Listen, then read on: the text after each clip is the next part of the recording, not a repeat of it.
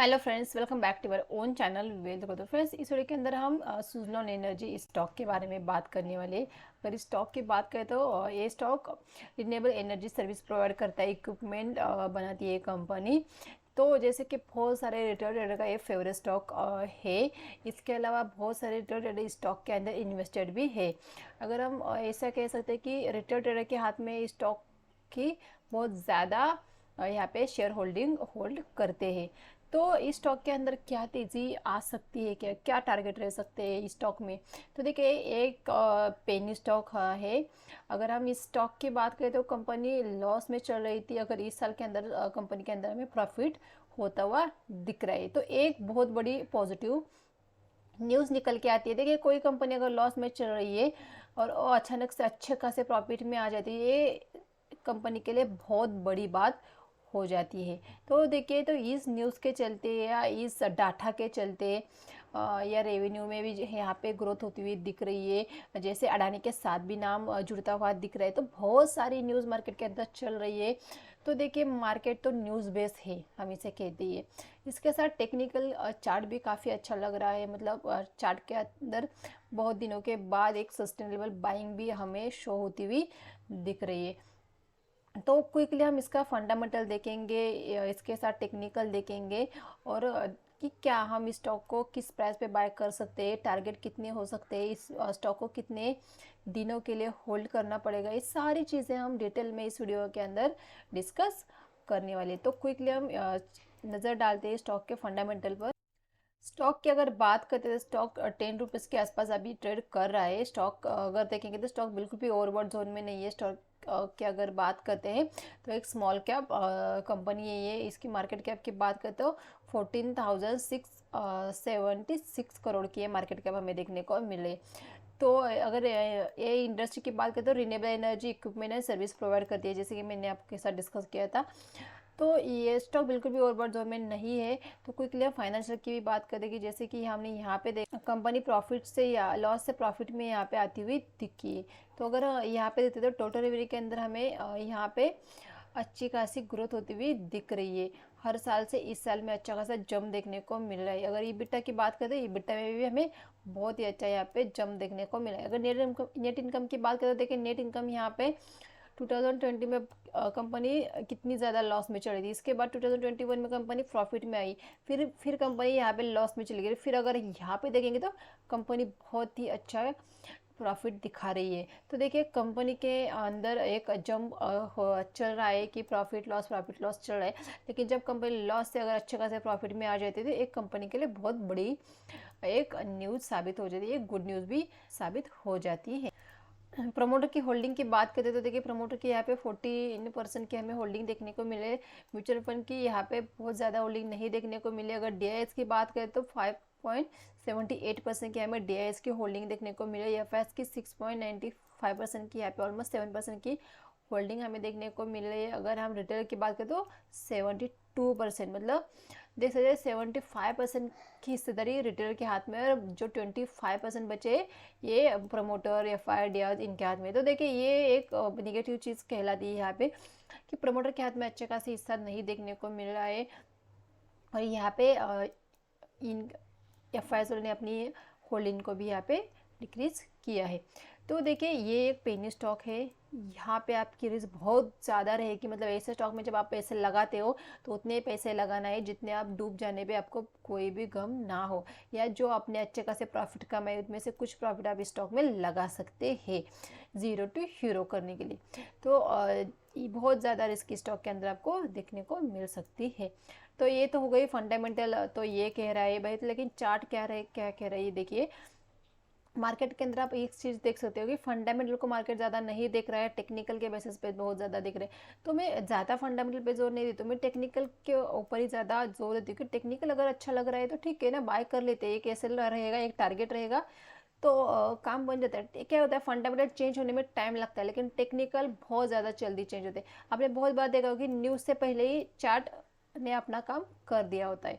मतलब अगर good news आती है तो चार्ट में पहले से ही तेज़ी हो चुकी होती है। अगर बैड न्यूज़ आने वाली है तो चार्ट में पहले से ही गिरावट हमें देखने को मिल जाती है। तो चलो क्विकली चार्ट देख ले कि चार्ट पे हमें किस तरह से देखने को मिल रहा है। देखिए यहाँ पे मैंने सुजलॉन का चार्ट लगा के रखा है। यहाँ पे हमने 1 वीक के टाइम फ्रेम लगाई है। तब ये यहाँ पे मैंने 1 वीक के टाइम फ्रेम क्यों लगाई है, क्योंकि 1 डे के टाइम फ्रेम में हमें उतना फीचर्स नहीं दिख रहे। अगर मैं आपको 1 डे का दिखाऊँ तो 1 डे के अंदर उतने कुछ यहाँ पे हमें देखने को नहीं मिला है। अगर 1 डे के चार्ट पे अगर देखेंगे तो स्टॉक कंटिन्यू कंटिन्यू कंटिन्यू यहाँ पे अप ट्रेंड में चलता हुआ दिख रहा है। देख सकते हैं स्टॉक के अंदर एक अप ट्रेंड हमें देखने को मिला, एक डाउन ट्रेंड के बाद एक अप ट्रेंड, एक साइडवे मार्केट मिली, उसके बाद हमें अप ट्रेंड देखने को मिला। तो इस चार्ट के ऊपर हमें उतने फीचर्स नहीं देखने को मिले जितने हमें वीकली चार्ट के ऊपर, इसलिए मैंने वीकली चार्ट लगा के रखा है। यहाँ पे चलो हम वीकली चार्ट लगाते हैं। देखिए वीकली चार्ट के अगर देखते हैं तो यहाँ पे बिल्कुल एक नैरो रेंज के अंदर स्टॉक यहाँ पे ट्रैवल करता हुआ दिख रहा है। देखिए 50 के ऊपर अगर स्टॉक निकलता है ना तो हमें 150 तक के टारगेट देखने को मिल सकते हैं, लेकिन स्टॉक को 50 तक जाने के लिए बीच में यहाँ पे बहुत ज़्यादा रेजिस्टेंस भी देखने को मिल सकते हैं। तो मैं वीकली चार्ट लगाती हूँ। तो वीकली चार्ट के ऊपर अगर हम एनालिसिस कर लेते हैं यहाँ पे, तो यहाँ पे अगर हम देखेंगे वीकली चार्ट के ऊपर तो देखिए स्टॉक एक अप ट्रेंड में चल रहा था। एक अप ट्रेंड के बाद स्टॉक ने एक टॉप लगाया, फिर उसी टॉप से स्टॉक ने रेजिस्टेंस खाया। देखिए स्टॉक अगर मुझे 7 रुपीज़ या 8 रुपीज़ के आसपास अगर आता हुआ दिख जाता है तो यहाँ पे मैं एक बाय इनिशिएट कर देती हूँ कि 5 रुपीज़ के एसएल के साथ 5 रुपीज़ के नीचे अगर स्टॉक जा जाता है, निकल जाता है तो मैं एग्जिट करूँगी। लेकिन 7 रुपीज़ या 8 रुपीज़ के आसपास अगर स्टॉक मिल जाए तो डेफिनेटली मैं स्टॉक को बाय करने के रेडी रहूँगी। फर्स्ट टारगेट 20 रुपीज़ रहेगा, सेकंड 30 रुपीज़ और इसके ऊपर 50 रुपीज़, और 50 के ऊपर डेफिनेटली 150 हमारा नेक्स्ट टारगेट रहेगा।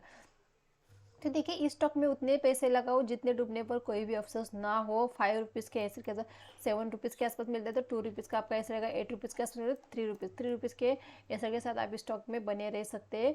1:10 की आपकी ट्रेड यहाँ पे बन सकती है, लेकिन बहुत ज़्यादा रिस्क है। तो रिस्क बहुत ज़्यादा है। एक पेनी स्टॉक है तो पेनी स्टॉक में बहुत ज़्यादा रिस्क रहे यहाँ पे हमें मिल जाते हैं। हम सिर्फ कैलकुलेशन में बैठ जाते हैं, भाई मैं इतना लूँगा तो मुझे इतने प्रॉफिट होगा, मैं उतना लूँगा तो मुझे इतने प्रॉफिट होगा, मुझे करोड़ों में प्रॉफिट होगा, लाखों में प्रॉफिट होगा।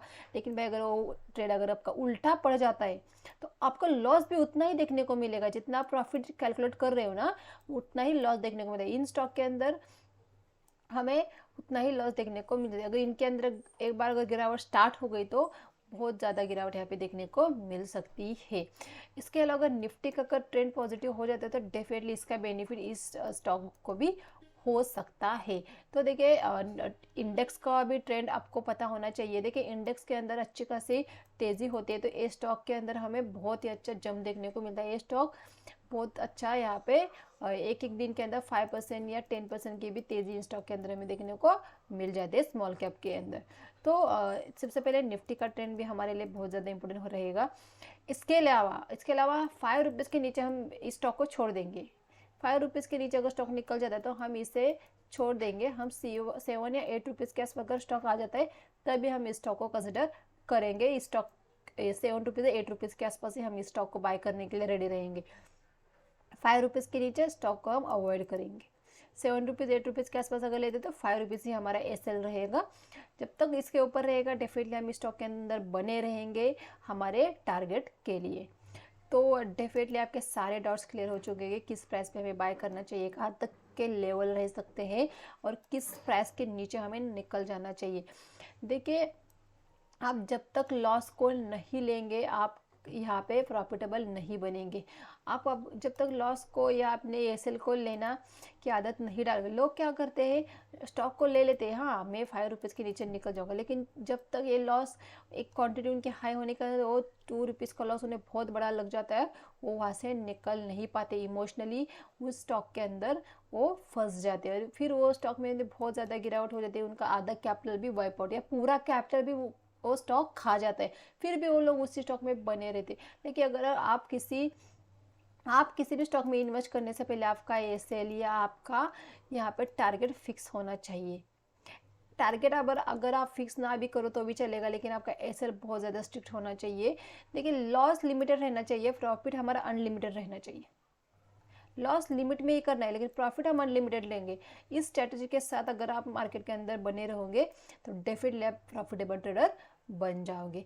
तो आई होप फ्रेंड्स आपको वीडियो अच्छा लगे तो लाइक कीजिए। चैनल को अभी तक आपने सब्सक्राइब नहीं किया तो चैनल को सबसे पहले सब्सक्राइब कीजिए, बेल आइकॉन दबाइए क्योंकि हमारी जैसी वीडियो पोस्ट होगी आपको नोटिफिकेशन मिल जाएगा। तो थैंक यू फ्रेंड्स।